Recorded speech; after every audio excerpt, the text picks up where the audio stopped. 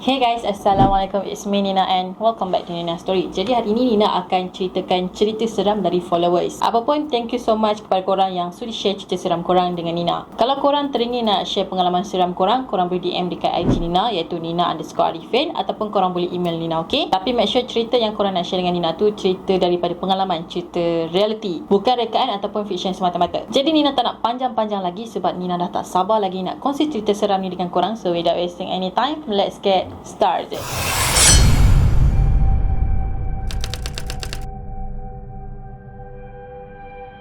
Cerita seram yang pertama ni dari Wana. Jadi Wana ni sejak dia kecil-kecil dulu, dia memang jenis yang hijab yang terbuka. Tapi Nina bukan nak cerita tentang kejadian dia masa kecil-kecil dulu. Kisah seram yang Nina nak share ni ketika Wana baru balik dari Bali, iaitu pada tahun 2020. Yang mana pada masa tu Malaysia baru melakukan PKP ataupun lockdown. So gangguan ni terjadi di antara pukul 4 pagi hingga ke 5 pagi setiap hari selama 4 hari berturut-turut.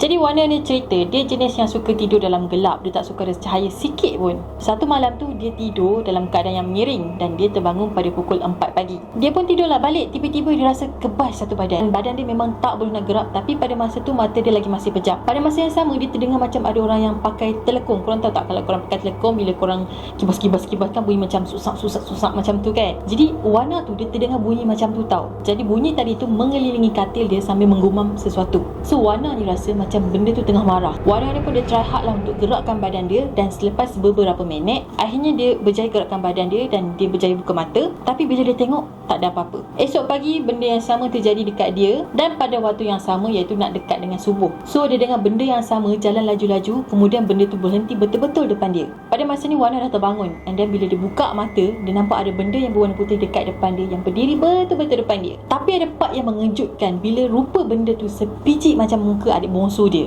Benda tu tunduk dan sambil memandang tepat ke arah Wana. Cuma muka benda tu macam keliling dia warna hitam dan mata dia warna hitam. Wana kata benda tu menunjukkan ekspresi yang dia tengah marah. Dan pada masa ni Wana macam kena lock dia punya badan, and bila dia nak bergerakkan badan dia tu, tiba-tiba benda tu hilang. Jadi bila dah 2 hari kena kacau macam ni, Wana pun buka lah cerita dekat parents dia. Jadi ayah dia pun pesan lah dekat Wana ni, kalau ada apa-apa yang terjadi terus call. Dan lagi satu, pintu bilik jangan kunci. Yelah, diorang takut jadi apa-apa lah. Macam kalau tiba-tiba Wana ni kena kacau ke, diorang nak masuk tak boleh. Masuk je. Pada malam ketiga, Wana terbangun pada waktu yang sama. Masa tu dia tidur dalam keadaan mengiring juga, dan dia kena tindih. Lepas tu dia rasa macam ada sesuatu dekat belakang dia. Sebab dia rasa macam tilam dia mendap, seolah-olah macam ada orang duduk. Tup-tup, dia rasa macam ada benda yang melompat pula dekat atas katil dia. Benda tu kan lompat-lompat atas katil dia. And then bila Wana tu pusing nak tengok, dia nampak ada si gula-gula yang ada dekat penjuru bilik dia. Jadi Wana ni pun capailah phone dia, and then dia call parents dia. Tapi bila parents dia datang, benda tu dah tak ada dah. Jadi ayah dia pun bacalah apa-apa yang patut, and then dia suruh Wana ni tidur dengan adik dia. Pada malam keempat, Wana ni tidur balik dekat bilik dia sebab dia rasa lagi selesa untuk tidur dekat bilik sendiri. Jadi pada malam ni dia tidur dalam keadaan yang terlentang, dan sekali lagi dia kena tindih. Tapi dia kata kali ni benda tu lagi ekstrim, seolah-olah benda tu nak cekik dia. Wana ni berjaya melawan benda tu, dan benda tu pun hilang. Sampai sekarang dia kata dia tak tahu kenapa benda tu marah sangat dengan dia. Dia tak rasa dia buat benda yang salah ataupun ambil sesuatu yang dilarang semasa dia bercuti dulu. Selepas sebulan kemudian, Wana kena tindih sekali lagi. Mula tu dia rasa macam ada rambut yang sentuh tangan dia. Bila dia terjaga je, dia nampak benda tadi tu tengah pegang dia. Benda tu sangatlah creepy, yang mana benda tu kurus kering dan just tinggal kulit dia yang lembik je. Rupa bentuk benda tu pula lebih kepada rupa orang tua, dengan keadaan yang membongkok dan rambut yang warna putih. Dan Wana kata benda tu memang marah juga dekat dia sebab dia pegang Wana tu dalam keadaan yang kuat sehingga dia punya peha tu rasa pedih. Tapi bila Wana ni betul-betul terjaga, tak ada apa-apa yang terjadi. Sampai sekarang dia kata dia masih lagi tak tahu kenapa benda tu marah sangat dengan dia. Okay, next story.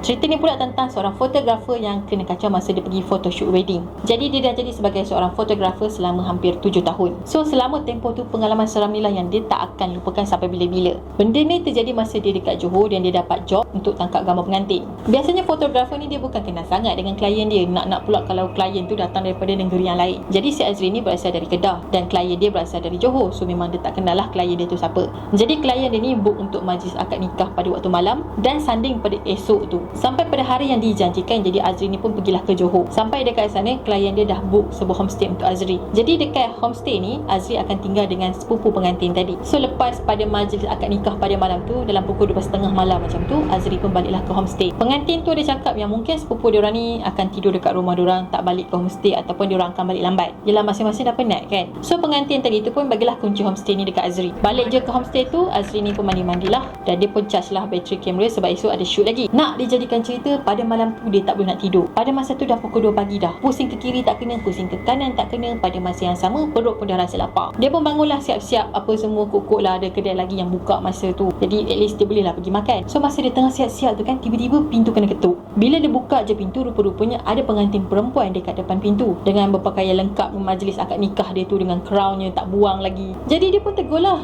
akak buat apa kat sini? Tapi pengantin perempuan tu ignore Azri dan terus masuk ke dalam. So Azri ni pun fikirlah mungkin pengantin tadi tu dia nak ambil barang-barang sepupu dia. Jadi Azri ni pun keluarlah tak kunci pintu rumah. Esok tu lepas photoshoot pengantin tadi, dia pun tanyalah pengantin tu, semalam ada ambil barang Jadi pengantin lelaki ni pun macam, siapa datang? Dia pun katalah, kan akak datang semalam. Masa tu saya nak keluar makan dalam pukul 2 lebih macam tu. Tengok-tengok akak dah dekat depan pintu. Pengantin lelaki ni lagilah pelik. Dia kata pada masa tu diorang dah tidur tau. Jadi takkanlah diorang nak datang homestay pada waktu tu. Masing-masing masa tu dah macam terdiam. Sepupu pengantin pun cakap yang diorang semua dah tidur pada masa tu. Jadi diorang memang tak tahu apa-apa kejadian yang terjadi pada pukul 2 pagi. Dan sampai sekarang, kejadian seram ni masih lagi menjadi misteri buat Azri. Mungkin benda tu datang sebagai pengantin perempuan tu, mungkin dia nak tengok kawasan cool. Cerita yang seterusnya ni adalah cerita yang terakhir.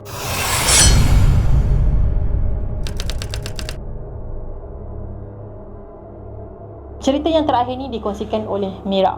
Jadi nama Mira ni sebenarnya adalah nama samaran sebab dia tak nak Nina dedahkan identiti dia siapa. Tapi tak kisahlah, kita akan teruskan kepada cerita dia. Jadi dia cerita masa dia umur 11 tahun dulu, dia banyak terjumpa dengan benda-benda yang halus ataupun benda-benda yang mata kasar kita ni tak nampak. So boleh dikatakan Mira ni jenis yang hijab yang terbuka juga. Kejadian yang dia nak share dekat Nina ni beberapa tahun yang lepas, iaitu semasa dia masih lagi remaja. Sekarang ni dia dah 28 tahun. Alhamdulillah dia dah sembuh dari benda-benda ni. Ada satu kejadian yang mana ni adalah first time dia nampak benda halus. Dan start dari kejadian ni lah dia mula nampak benda-benda yang pelik. Pada masa tu dia dekat rumah seorang-seorang tengah tengok TV. Tiba-tiba dia ternampak ada seorang lelaki yang berbadan tegap, berwarna hitam, berdiri dekat bilik tengah. Dia kata benda tu solid and all black. So Mira ni just nampak shape dia, tak nampak rupa benda tu macam mana. Benda tu berjalan dari penjuru bilik dan mengarah ke arah Mira. Tapi bila Mira tu kedip mata macam tu, benda tu hilang. Masa kejadian tu masih lagi siang tahu, dan Mira ni baru form 1. Beberapa minggu lepas tu Mira ni balik pada sekolah dan masa tu dah nak dekat dengan maghrib. Kakak-kakak dia ada kat rumah dan diorang masa tu tengah cuti sem. Masa dia nak masuk ke rumah, Mira ni ternampak ada darah dekat lantai dekat sebelah kursi yang dia selalu duduk untuk tengok TV. Darah tu sebenarnya bukan darah fresh, macam darah yang dah lama, dan ada sehelai rambut yang panjang dekat darah tadi. Padahal diorang adik-beradik semua rambut pendek tau. Tak ada seorang pun rambut panjang macam diorang jumpa dekat darah tu. Bukan tu je, ada juga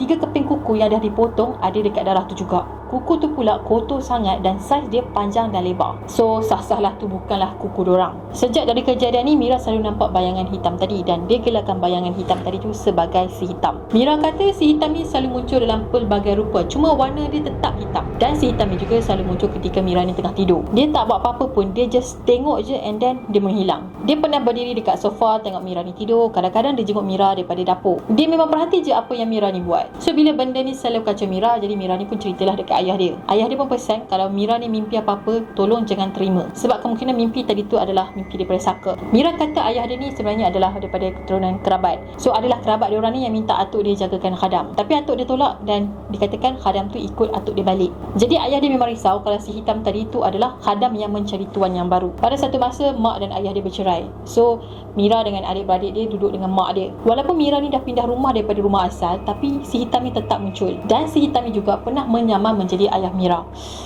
Aku kalau bab-bab menyamar ni rasa seram sikit.